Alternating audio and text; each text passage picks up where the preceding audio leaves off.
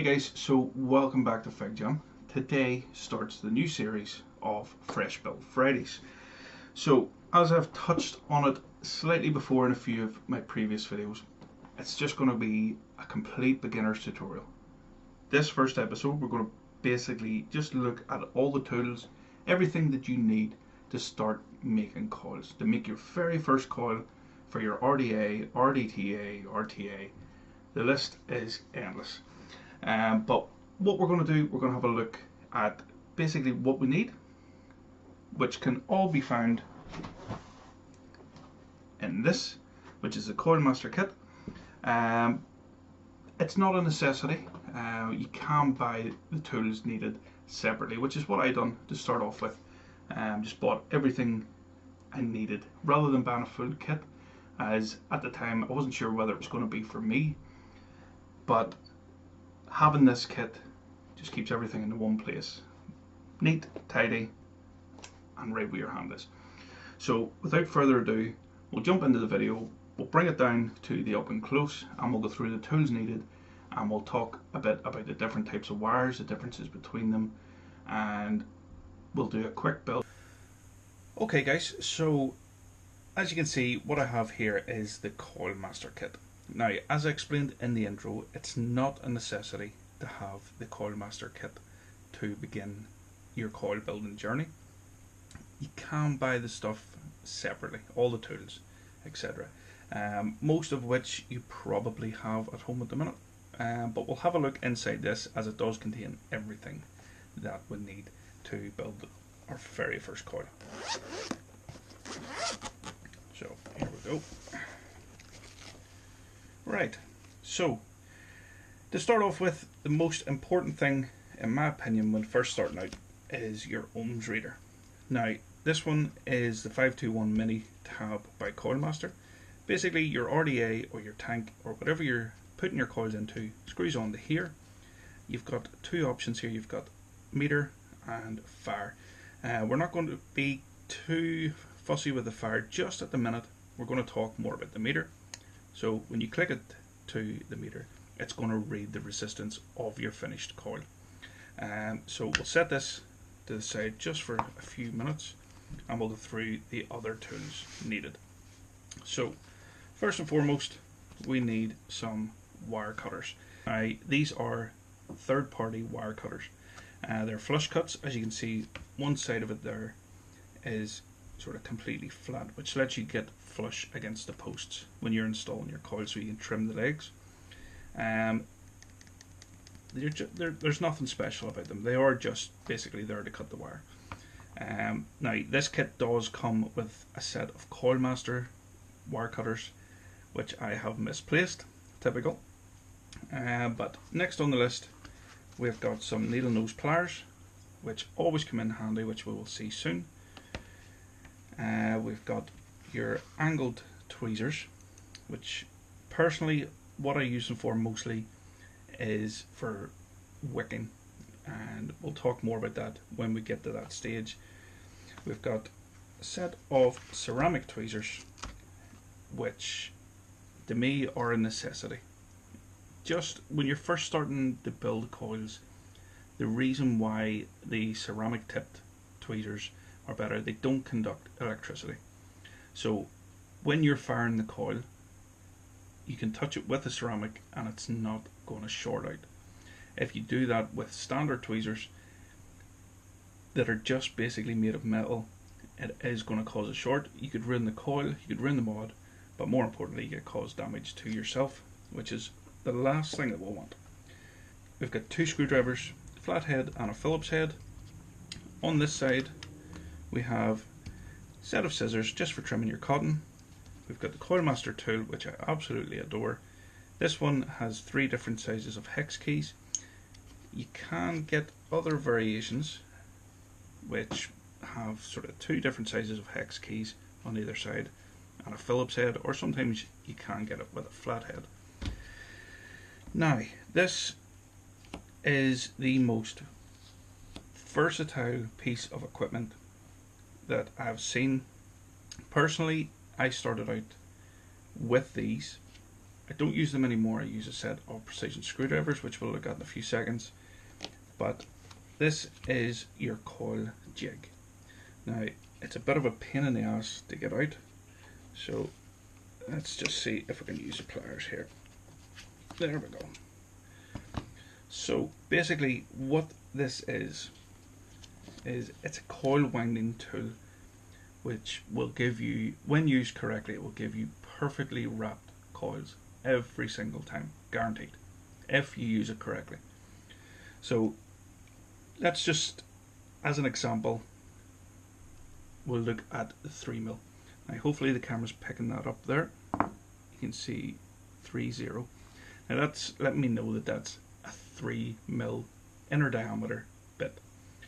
So to use these, it's basically unscrewed. Sorry about the squeak in there, guys. I'm sure it's really loud. Fits into the coil jig. The wire passes through one of the holes here. Hold it on the side with your thumb, and with the 3mm bit, which you can see here, so we've got 3mm on the left hand side and 2.5 on the right. So when it fits in here, your wire's through there, and when you start winding, it will automatically coil your wire. But again, I know I've said it quite a lot so far, but we'll look at that in a few minutes. So we'll leave that to the side because we're going to be working with 3mm inner diameter today. We're going to need our needle nose pliers, our snips, and we've already got the 3mm bit out of that. We'll take out our scissors, maybe. There we go. And I think that should be us. And obviously, most importantly, our ohms reader. So we'll set that to the side just for a few seconds. Okay, so obviously one of the most important things that we need to have is some coil and wire. Now this is 22 gauge Canthal, which I purchased from Crazy Wire Company. I will leave their link below. But what we want to do, we want to take enough off the spool to make sure we have enough. And we're going to go 7 wraps on each coil. So we're going to need enough for, in theory, 14 wraps, because we're going to make 2 coils. Now, one thing I cannot stress enough, guys, is do your homework when it comes to Ohm's law. It's not just to be pedantic about it, it's not just to be an ass about it, but it is going to help you. It keeps you safe. That is the most paramount thing, is keeping yourself safe. So I'll leave a link below to a YouTube video which explains the basics and the ins and outs of Ohm's law.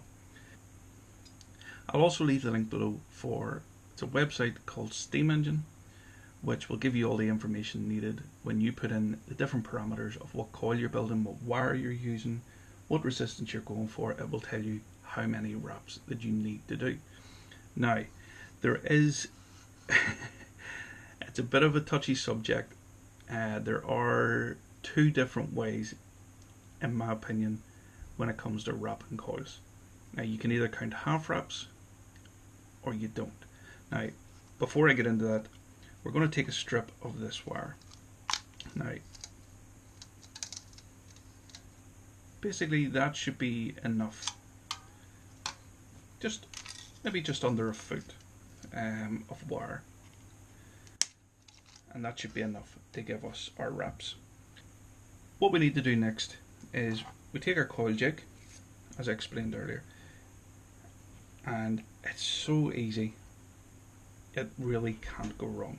So when you feed your wire through the coil jig, you want it to go over the top of the 3mm bit, and all we're doing is holding this piece, as you can see here, just holding that with my thumb, and we'll take the other end of the coil jig, and hopefully the camera's picking that up.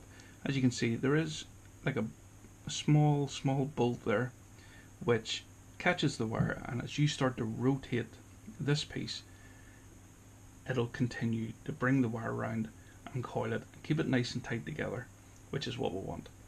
So we're going for 7 wraps. Now, I count half wraps, so at the minute that is, to me, that's half a wrap.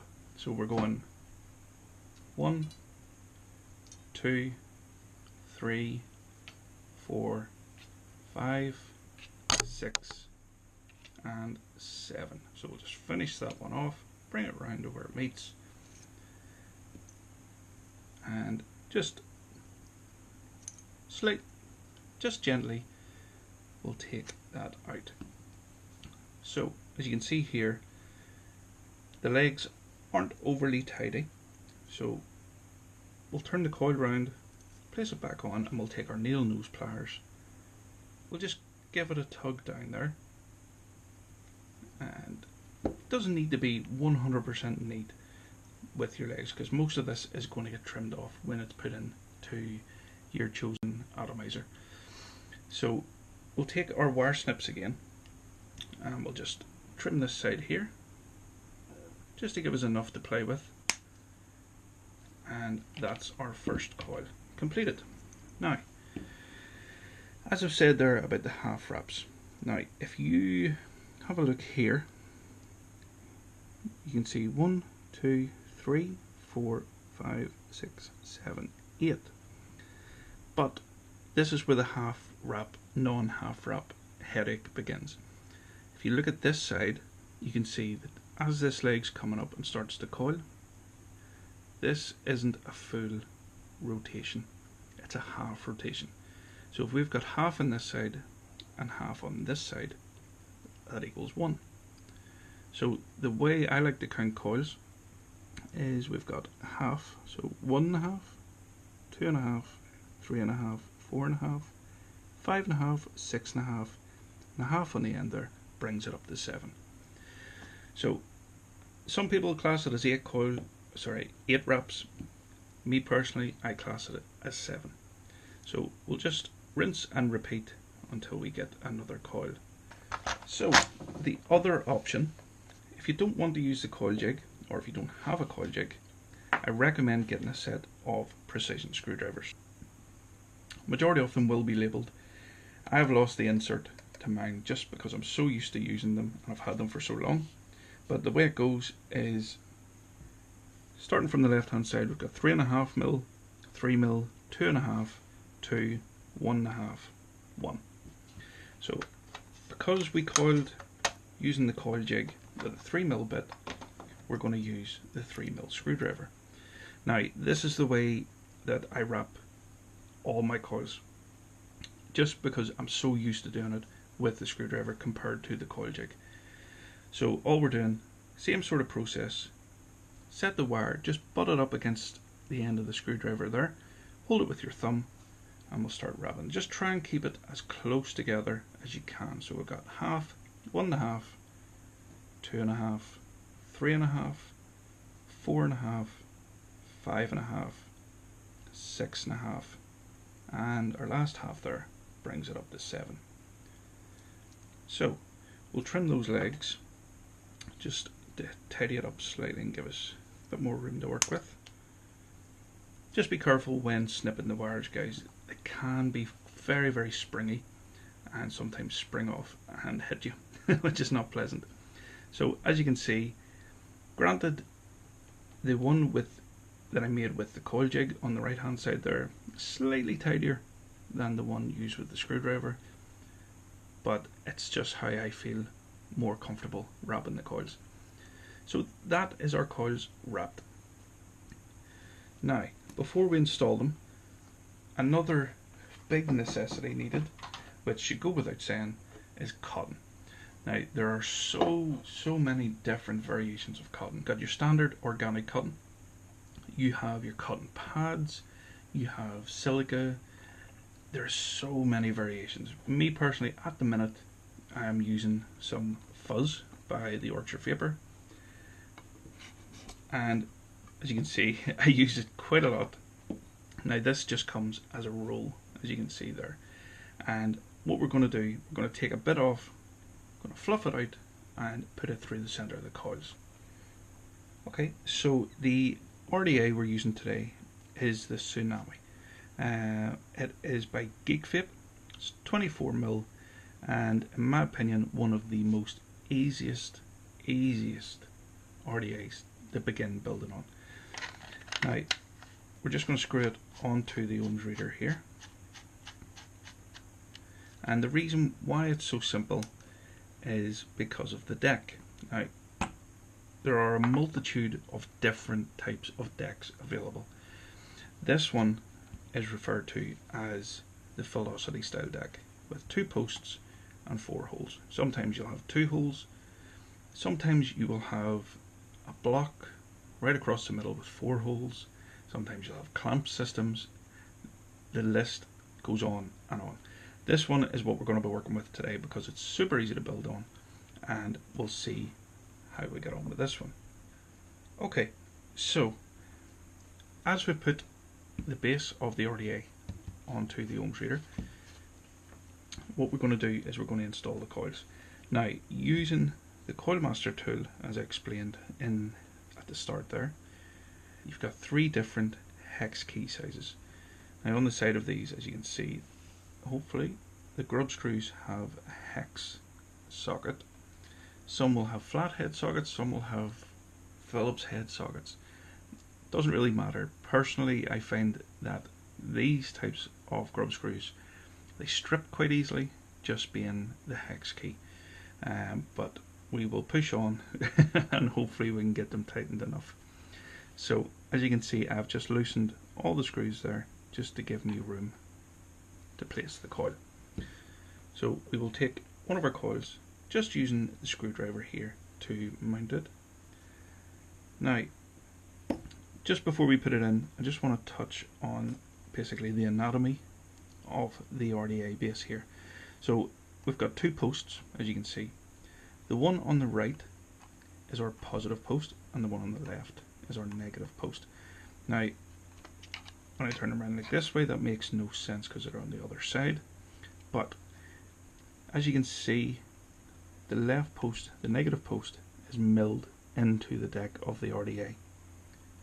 And the positive post on the right hand side, hopefully the camera picks that up there. You can see just a small white piece of material there.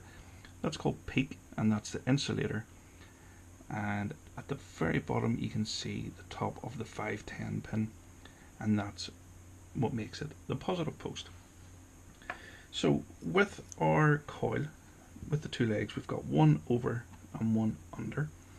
We want a leg on each post.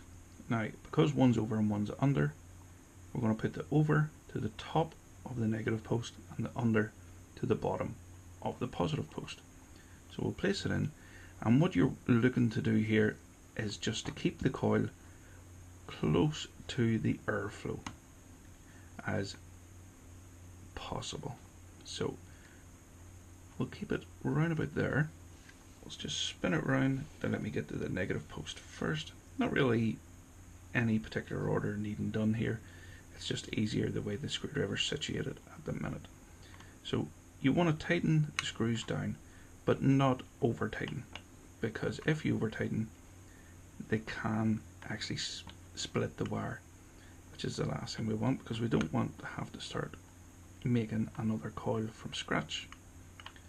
So we'll just make sure we've got that nice and snug, just like that. We'll take the screwdriver out and we'll turn it around the other side, just so we can use the tool to tighten it a bit easier. So all I'm doing now is just straightening it up, shimmying it over a bit, just so I can tighten and keep it nice and straight over the airflow. So we'll tighten this side just the same as before.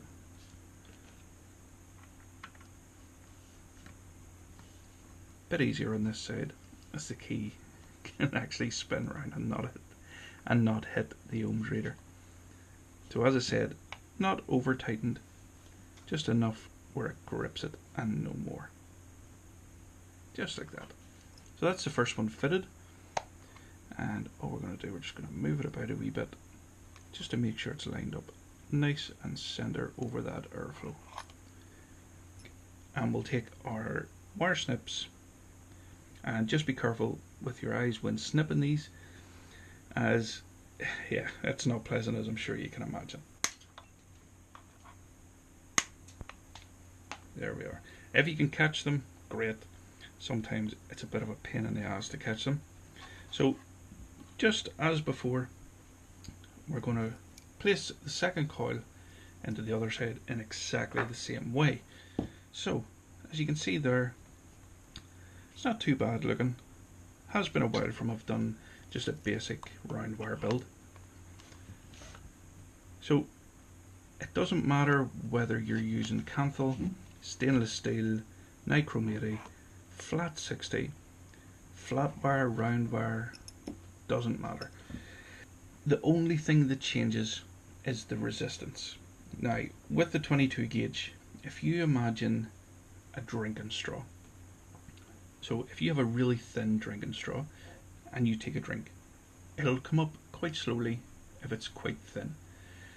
So the wider that drinking straw, the less resistance there is on your chosen beverage. Okay, so it kind of works the same way with the different gauges of wire. With 22 gauge, it's quite thick. Just let me see if I can show you an example here. Okay, so this is 22 gauge, and as you can see there, it is quite thick. So there's less of a resistance there to allow the current to pass. Now, if you're looking at something like 36 gauge, hopefully the camera's picking that up. It is very, very fine. This is more used as a wrap wire when you're making the likes of Claptons, fused Claptons, aliens, etc, etc, etc.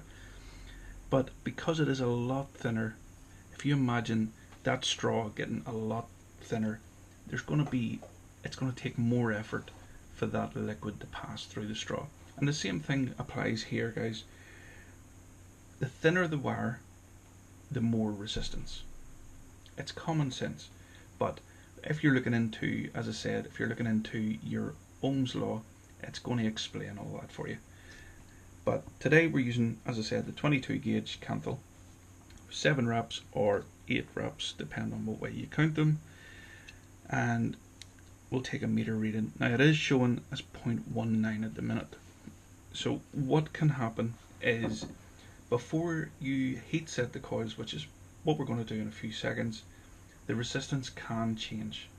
Now I have found that the resistance will go up. So at the minute it is reading 0.19 ohms, which is perfectly safe, but we want to heat set it to make sure that there's no hot spots, to make sure it's glowing evenly and from the middle outwards. After it is heat set, you will notice that the ohms will change. Majority of the time they will go up, as I said, but that's not a problem. So with these Coilmaster 521 mini tabs, there is a few different variations of the tabs. They have a firing function. So if we click over here, big red button, and what we're going to do, we're going to fire the coil, just pulse it, just as so, and you'll see the coils, they will start to heat up and they'll start to glow. And when they do, this is where the ceramic tweezers come in. We want to make sure that there's no hot spots whatsoever. Now as you can see, they're not glowing evenly, and we want them to glow evenly. So all I'm doing is just gently pinching them together, and same with the other side. And we're getting close. Give it a strum, just gently with the tip of the ceramic tweezers, and we're getting even closer. Now don't worry guys if you don't get it perfect first time. It will take practice, but once you master the likes of these coils, which are just a basic round wire build, then you can move on to the more intricate ones. So as you can see, they are heating up nice and even. Just give them another quick strum there, just to make sure we're even. And there we go. Heating up nice and evenly from the inside out. So we'll let those cool just for a few seconds. and we're going to take some of our cotton. Now, a little bit of cotton goes a long way in my opinion. So all I'm going to use is about this much, and this is going to give me enough to wick both sides and probably have some waste. So all you do, just flatten it out ever so slightly there and go towards the middle and gently tear it apart into two pieces. So what I like to do is just to separate it just very, very gently, just to make sure that there's no hard spots in it. There's no knots, there's no tangles or anything like that. And then what we're going to do, we're going to roll it up. This is referred to as the Scottish roll.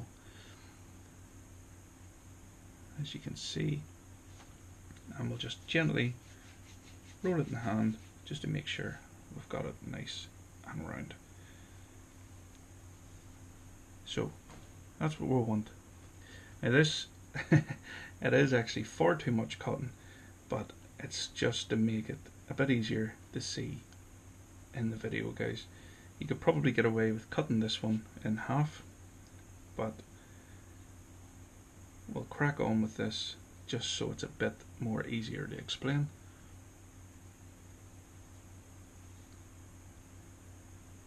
So get that rolled up nice and tight. So that's our cotton ready.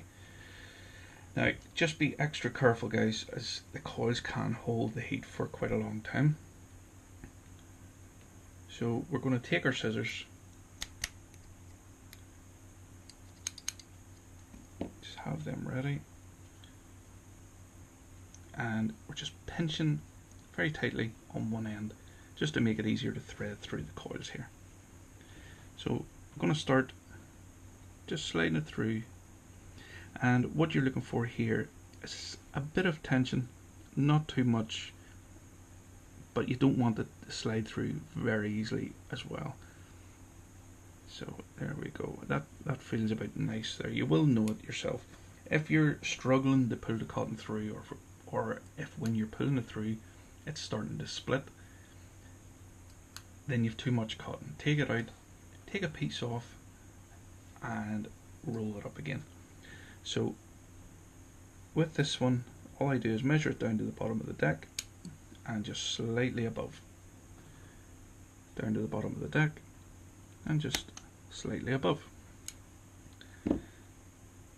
So just fluff out those sides, and we will complete the other side as well.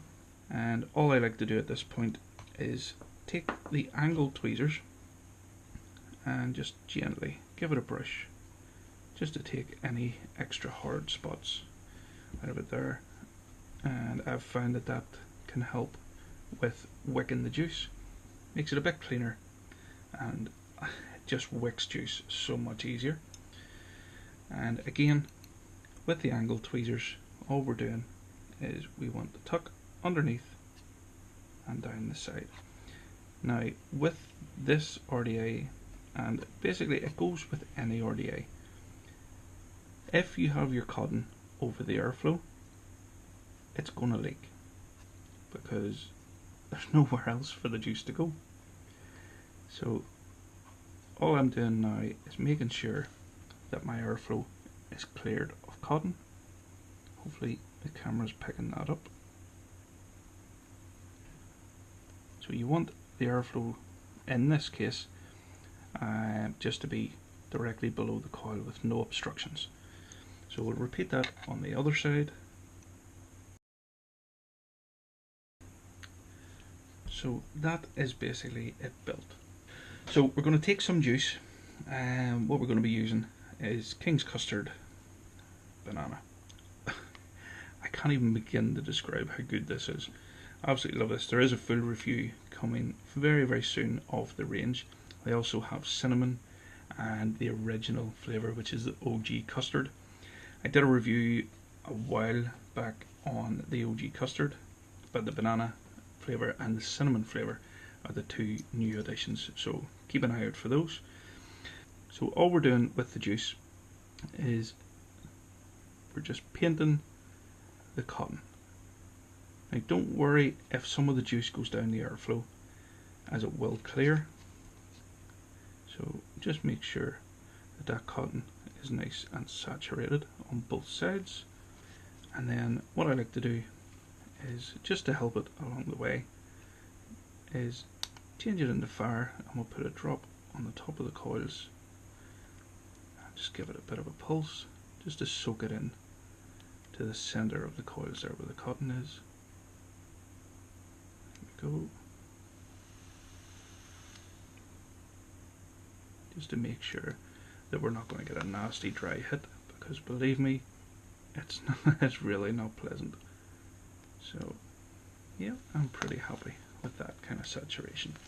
So before we put it onto whatever device you're going to be using, we're just going to check the ohms after it's rested, and yes, it has went up slightly, so we're at 0.25 ohms, and we're going to place the cap on, and we'll make sure, because we have two coils, it's set up for two coils. So on the inside of the cap there, as you can see, we have a hole on either side here, but we also have the option for a single coil. So we'll place the cap on top, unscrew it from the ohm reader, and we'll place it onto our chosen mod, which today is the Snow Wolf vaping. So now if we have a look at this, now as you can see, it's reading 0.26 ohms, but it was reading 0.25 ohms on the ohm reader. Every device is going to read it slightly different. This is why I recommend, and a lot of people will recommend, using the ohms readers. They're a lot more true when it comes to reading proper ohmage. So always use your ohm reader over your mods, because they can give conflicting ohmage. Now if I take this off and put it on another mod, it could read slightly different. It's never going to be the same. Very seldom it will be the same, but 9 times out of 10 it's always going to be different, which is why always use your ohm reader. So with a 0.26 ohm build, we'll start it at about, I'd say maybe 60 watts, and we'll bring it back up to the main camera. We'll have a vape on it, and you can see the cloud production that comes from a basic round wire build, 22 gauge Canthal in the Tsunami RDA by Geek Vape. So that was the first episode of Fresh Build Fridays. Hopefully I have covered everything in the video to help you make that decision to move into the coil building side of vaping. I promise you, once you get into it, you will find it a lot more interesting. It becomes more of a hobby than just vaping. Well, it did for me anyway, and I know it has for a lot of other people. If you have any questions about the video whatsoever, leave a comment below and I will do my best to answer them for you. These videos are going to be coming out every Friday, as the title says, Fresh Build Friday. Unfortunately, this one's going to be out on Saturday, just due to a few technical hiccups, but we'll say no more on that one. But if you want to keep up to date with it, don't forget to hit subscribe and hit the bell icon to be notified when the next video becomes available. So one question I want to leave you with, guys, is what was your first RDA, or what RDA are you planning on getting to follow along with the show? Just throw your answers in the comments below. Just out of curiosity, guys, I'd love to know what the answers are. So I think we'll leave it there, and hopefully I will see you again next Friday, not Saturday. Fingers crossed. But hopefully I will speak to you again very, very soon.